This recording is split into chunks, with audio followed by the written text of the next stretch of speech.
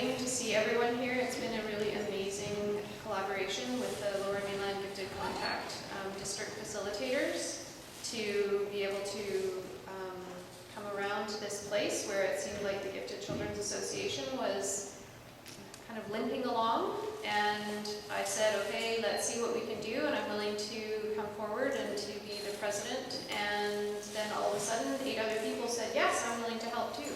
So we have a really amazing executive, and we have lots of ideas about helping parents to get reconnected within their local communities and to be able to have a website built again, so there's information that people can go to, and hopefully we'll be able to make some links to things like Owen's work and other resources. In the meantime, though, we're going to be able to speak about tips about talking to teachers. This is something that Jen and I have done at personal levels and helping other parents with. And the talk that we're going to be doing comes from a book written by Jill Doyle and Judy Galbraith called When Gifted Kids Don't Have All the Answers.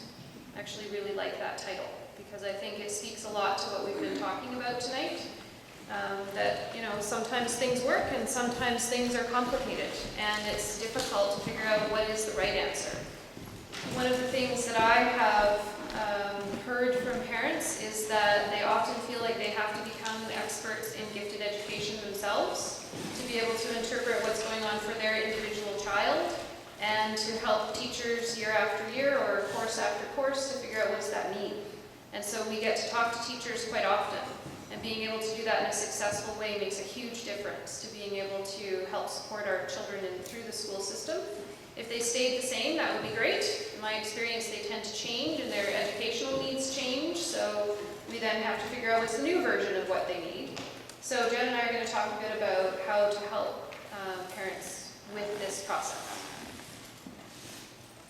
That's the book part, so we can go to the next one. That's great, thank you. So the first thing we talk about, obviously, is making an appointment.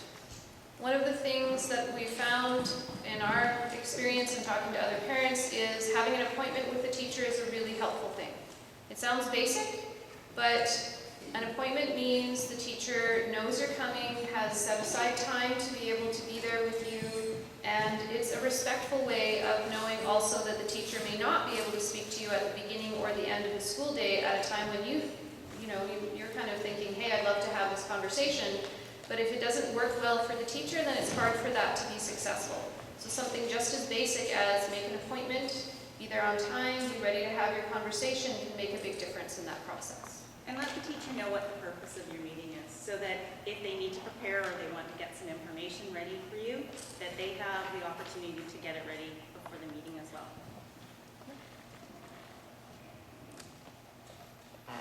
So a lot of the times, especially when you're talking about your child, the reality is a lot of people go and talk to the teacher when they're upset about something or something's not working.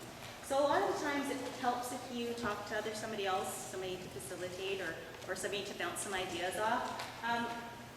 Finding an advocate to help facilitate, especially if you're having a team meeting where there's more than one person you're meeting with. Yes? Okay. Just because you turn your head. Sure. Oh, sorry. Yeah. So Down. Keep it down. Not quite that. So the purpose of having somebody is to help you communicate your goals, to help you communicate your position, to use, and also to help facilitate and use. It's not to gang up on somebody or anything like that. It really is to help you communicate what you have to say and to really communicate what your child's needs are. One thing too is if you are going to be bringing somebody with you, to tell the teacher who it is and where they're from and what their purpose of them being there is, so that they are also prepared for that. And I'm noticing we're going to have to kind of whip through these. Okay. Okay, so thinking through what you want to be able to say. Being able to help you be prepared. And I don't know about you, but in moments when I'm feeling scattered, that's how I come across, and then the meeting tends not to be super successful. Okay? So being able to really think through what is it that is the main point of what you want to be able to get across, writing that down for yourself, maybe bringing a copy for the teacher or sending it ahead of time to say, here's really what I would like the focus of our meeting to be, means it tends to be much, much more successful. So choose your words carefully and discuss options. The point isn't, it's supposed to be a two-way conversation. The purpose of any meeting with your teacher is to come up with a plan on what's best for your child and to really focus on the needs of your child.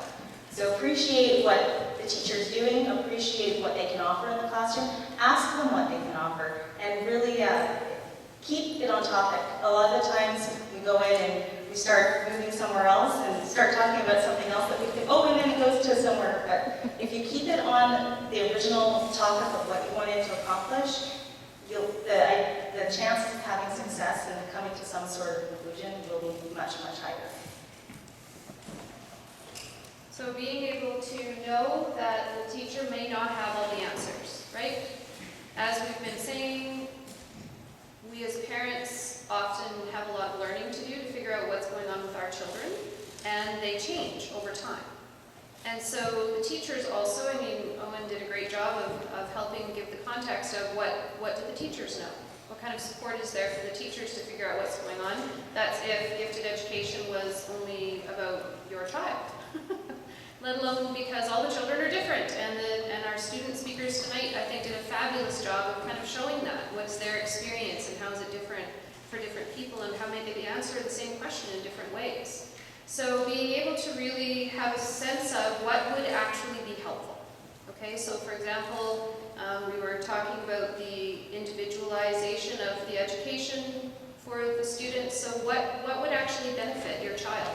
What are you hoping could work, or what has worked in the past, and how to pass that information and resources on so that that becomes part of the conversation and that you're coming with some ideas as opposed to just saying this doesn't work.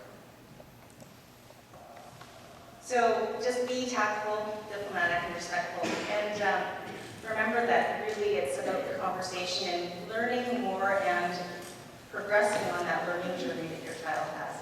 Because as Debbie said, it changes all the time. Every child is different, and even what's been working before, it may not be at the time. So. And then focusing on what you need.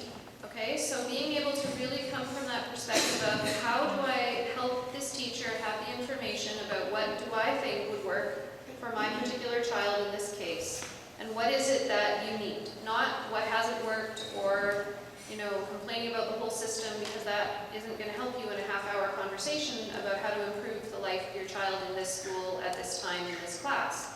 But being able to talk about the types of things that would tell your story, right? Owen talked about how do we have these heartwarming, holistic stories about experiences. When teachers know about that kind of thing, they can be advocates and they can help to see how things can move in a different direction. And don't forget to listen.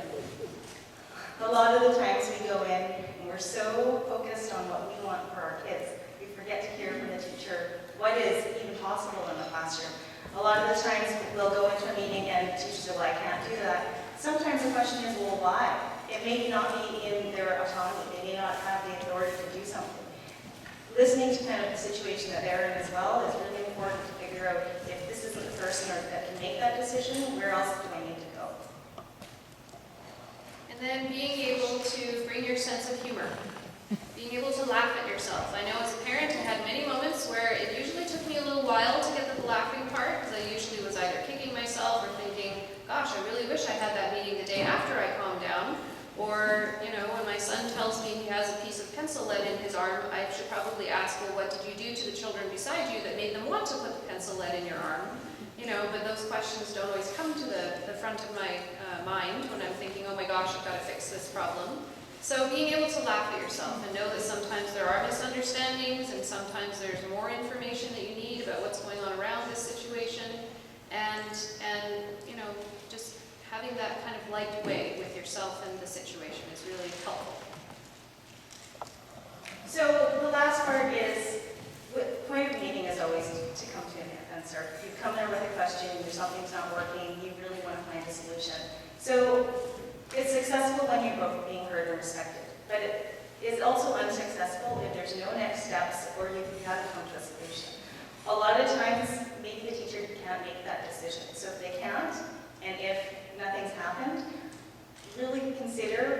asking, can I talk to the principal? Can I, maybe if there's a gifted facilitator you talk to, programs and those sorts of things, it may not be the teacher's choice, it may not be the teacher's, it might not be within their job description. So figuring out if it doesn't work for you, try somewhere else. Bring somebody else into the conversation. Because it really is a conversation about your child, if they're not engaged, if something's not working. That's it. Thank you very much. So,